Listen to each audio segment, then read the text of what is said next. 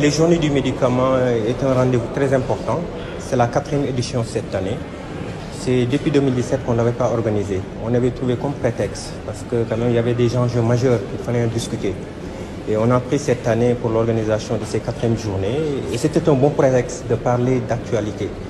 Et le thème central, comme vous le savez, c'était l'économie du médicament, le Sénégal face aux mutations du système sanitaire, la souveraineté pharmaceutique. Et c'est quand on aura quand même atteint nos objectifs, ne serait-ce à produire au minimum 80% ici localement, je pense qu'on aura la même mise sur le coût du médicament.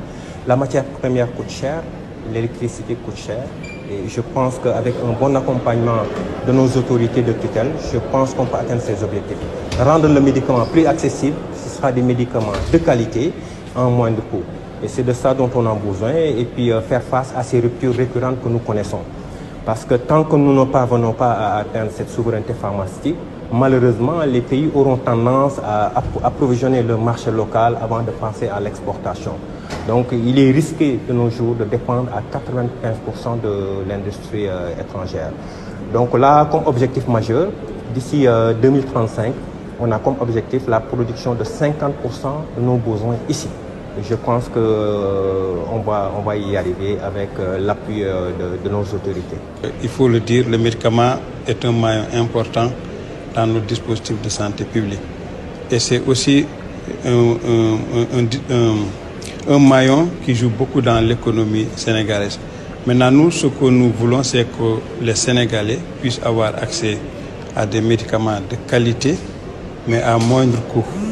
Et je pense que les journées du médicament vont permettre de réfléchir sur toutes ces questions-là et de nous permettre d'avoir des solutions qui peuvent aider à satisfaire cette demande des usagers.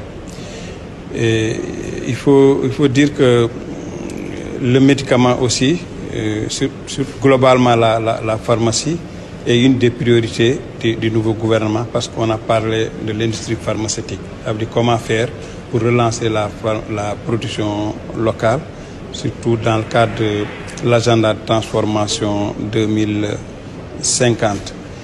Et j'étais là aussi pour discuter avec les acteurs, pour voir aujourd'hui concrètement comment on peut aller vers la relance pharmaceutique et régler en même temps le problème de la corrélation.